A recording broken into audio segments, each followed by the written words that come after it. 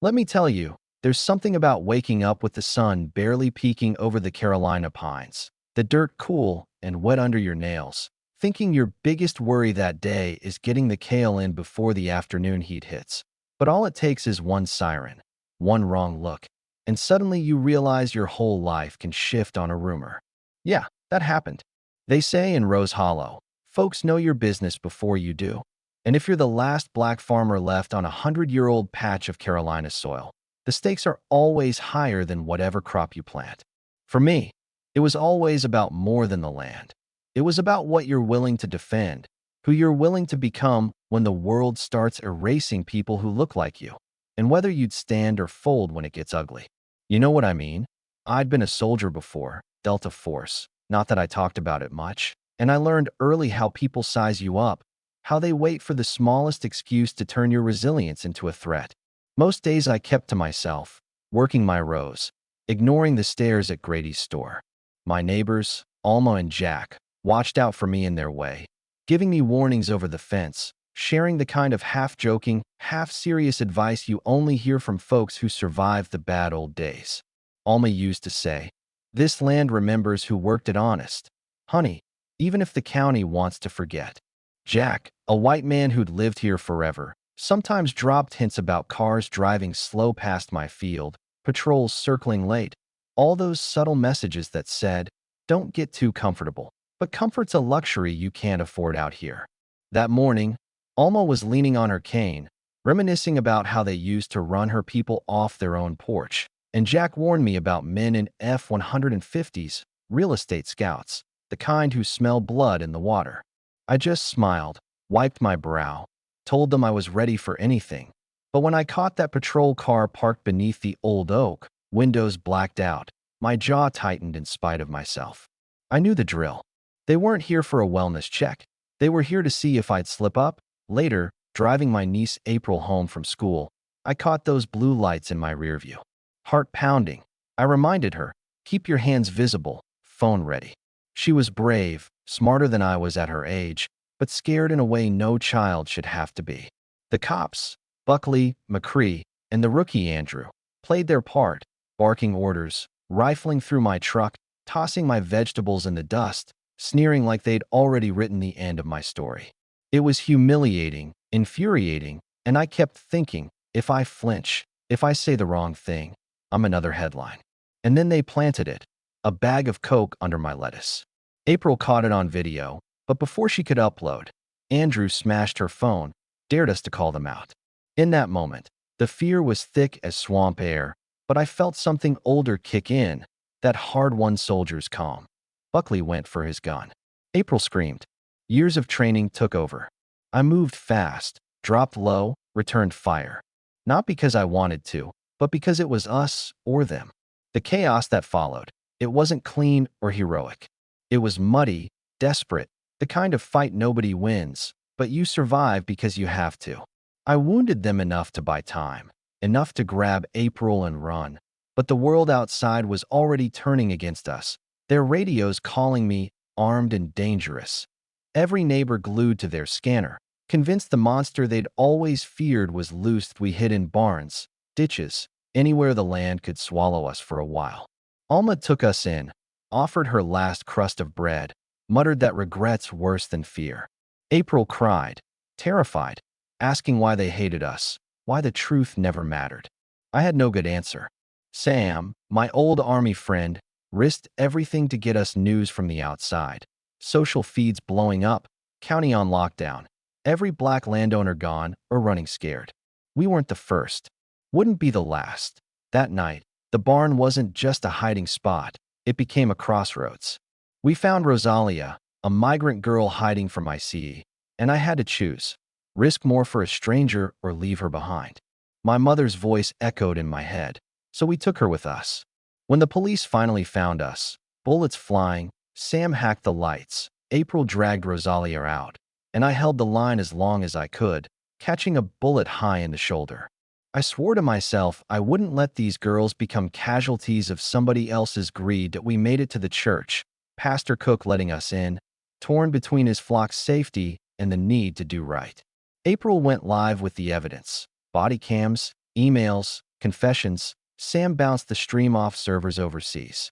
Grace, the sheriff's own daughter, joined us, her hands shaking as she sent out files that could ruin her family forever.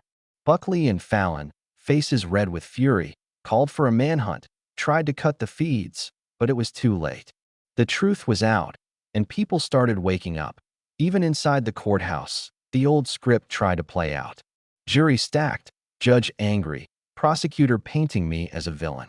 But one juror, Doratha, wouldn't let the story end that way. She spoke up, told the room about her brother, about land stolen and lives destroyed. Her courage was contagious. Voices online echoed hers, strangers across the country following every twist. When April was arrested at a protest, paraded in front of cameras, I wanted to break. But Sam kept streaming. The crowd, all colors and ages, refused to scatter. Pastor Cook called in allies from every corner: Black, Latino, Asian, white. People who remembered what solidarity felt like. That night, as Grace went public, as April faced down Buckley, as Sam rerouted signals and the world watched, I realized our fight had outgrown this dirt. Every time they tried to erase us, more voices joined. In.it ended with the square packed, cameras everywhere, the broadcast cutting through every lie. April took the mic, told the world how they tried to break us, showed the evidence, called out every crooked badge. Grace named her own father, and the whole state saw the truth behind the raids and land thefts. When Buckley tried to silence us, he was blocked by reporters. His threats streamed live. Lena's voice, my voice, was no longer a whisper in the field, but thunder rolling over rose-hollowed up EY dawn. Federal investigators had arrived, local officers split, neighbors crossing lines they'd never dared before. We planted new gardens in that soil, black and brown and white hands digging side by side. We taught Know Your Rights classes, fought back against every stone thrown, every threat. The scars remain. Nobody pretends it's over, but the roots run deeper now. April leads freedom schools across the Midwest. Rosalia's mother is safe. And even Grace, who lost everything, found a new truth to stand on. So, you want to know when growing vegetables while black became a capital offense? The answer is when you refuse to disappear, when you fight back, when you demand to be seen, no matter how hard they try to bury you. And that fight, my friend, is just beginning. Now I want to hear from you. Does your community protect the vulnerable, or do they look the other way when justice gets messy? Comment your hometown below. Tell me what side you'd be on. Let's see if we can grow something new together. You ever notice how when you finally get a taste of hope, it's almost harder to carry than fear? The morning after the broadcast, the world felt different. Not safer, not really, but like a whole layer of silence had been peeled back and folks were looking at each other with new eyes. The sun cracked over Rose Hollow, and for the first time in what felt like 100 years, people weren't hiding. Cars lined up outside my battered farm, engines idling, kids piling out with shovels and seed packets clutched in their hands, old men shuffling up with thermoses and folding chairs, whispering to each other, "She's the reason we're out here today." I saw neighbors I hadn't spoken to in years, shoulders squared like they'd come to a funeral, but left with the idea this was the first day of something else. Maybe redemption, maybe just survival, but at least it was together. April was everywhere at once, her voice quick and bright, organizing teams, making sure no one felt useless. I swear, that girl learned more in 3 weeks of running for her life than most folks learn in a lifetime of keeping their heads down. She paired Rosalia, quiet, careful, still haunted but starting to trust, with a group of white kids from up the road, and nobody blinked twice when I told them to plant basil right next to collards. Let them say we're too different to grow together, I told the crowd, holding up a fistful of black earth. We'll prove them wrong with every root and every blossom. It wasn't all kumbaya, though. You could feel it in the air, resentment, old wounds, folks driving by slow, rolling their windows up tight, pretending not to see. That night, someone tossed a bottle of weed killer into the rows, rocks smashing young seedlings. Laughter in the darkness, the kind that makes your skin crawl. April started after them, fury in her eyes, but I caught her by the arm. "Let it go for now," I whispered. They want us to break. We plant again tomorrow. That's how you survive out here. You keep planting, but not everybody was willing to just wait and hope. That's when the real twist came. Pastor Cook, who'd risked his own congregation to help us, called a meeting at the church, said he had news we needed to hear. I walked in, shoulders aching, half expecting another threat, but instead he handed me an envelope thick with legal filings, deeds, and, most shocking, a letter from the state AG's office. See, the storm we'd started had gone viral, and suddenly folks in Raleigh and DC were taking notes. Some good, some bad, but that wasn't the only surprise. In the back of the church, an unfamiliar face, a woman, sharp-eyed, black suit, badge clipped to her belt, stood up and introduced herself as Special Agent Ruth Hall from the Civil Rights Division. Her voice was steady, no nonsense, but she didn't have that federal swagger, more like someone who'd seen too much and wasn't about to let it go again. "This isn't just about Rose Hollow," she said, letting her words sink in. "You all just put a spotlight on a whole network of land theft and dirty policing across the South. If you're willing to stand up in public, we can push for a federal consent decree. But that means testifying, facing down folks who'd rather burn it all down than see change. Are you ready for that?" The room went silent. I looked at April, at Rosalia clutching her mother's hand, at Grace, pale, shaking, but still standing. Then I remembered something my mother once said, sitting on our porch the night before we lost everything. "Courage doesn't keep you safe, baby, but it keeps you honest." So we said yes. The next weeks were a blur of movement, court filings, interviews, cameras trailing us even into the fields. The garden grew in fits and starts, some days blooming, some days battered by vandalism and threats. Grace helped organize legal clinics in the barn. Sam set up a digital war room, teaching neighbors how to record cops, how to encrypt evidence, how to stay 2 steps ahead. Doratha, our iron-willed juror, started self-defense classes for women, "Not just for the city," she said. "Every woman here needs to know how to hold her ground." We lost ground too. One night, they slashed tires, spray-painted "Go home" across my front door. That same week, Rosalia's mother got word ICE was still sniffing around, looking for any excuse. April, fierce as ever, stayed up late with Sam, tracing every new threat back to forums and burner accounts. Turns out, the old sheriff's network ran deeper than we guessed. But every time they tried to crush us, something new took root. Word of what we'd started spread.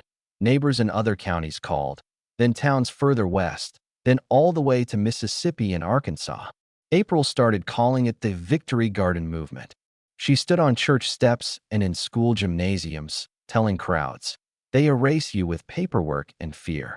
But if you know your story, you win. If you fight together, you survive." One night, as the sun dropped behind the fields, I found myself standing alone by my mother's grave, hands caked in soil, heart aching with everything we'd lost and everything we'd dared to hope. The quiet was deep, but not empty, like the land itself was listening. Out on the road, a pickup truck slowed, headlights sweeping over the garden. I tensed, expecting another threat. But this time, the driver rolled down his window. A white man I'd known years ago, hat in his lap, eyes soft with regret. "Didn't think it had come to this," he said, voice rough. "My daddy ran folks like you off this land once. I guess the dirt remembers." He pressed a bag of seeds into my hand. Nothing more to say but by the end of spring, new gardens had sprung up in empty lots, behind churches, in places where folks once locked their doors at sundown. People started showing up with stories of lost homes, crooked cops, 100 ways the system broke them. For every garden torn up, 3 more appeared. Fear was still there, but it didn't run the show anymore. And yet, it was never simple.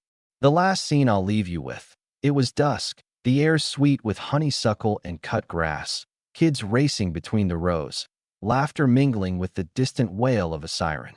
April was teaching a new crew how to document their rights. Sam was fiddling with a drone, prepping for another live stream. In the barn, Doratha's voice rang out. We used to think we had to fight alone. Not anymore. But just as we sat down to eat, neighbors crowded onto folding chairs, Rosalia's mother passing out homemade tamales. A rock crashed through the window, scattering glass. A message painted on it in red. You'll never belong. I picked it up, feeling the weight, handed it to April. They can throw 100 more like it, I said, but tomorrow we plant again. And every seed is another line they can't erase. So I'll ask you again, what side do you choose when justice isn't easy? When standing up means risking everything, but kneeling means losing your soul? Tell me your story. Tell me where you're from. Because if there's one thing I know, it's this: roots run deeper than hate, and the harvest is just beginning. Comment below. Are you ready to fight for your ground? Or do you still think the dirt forgets?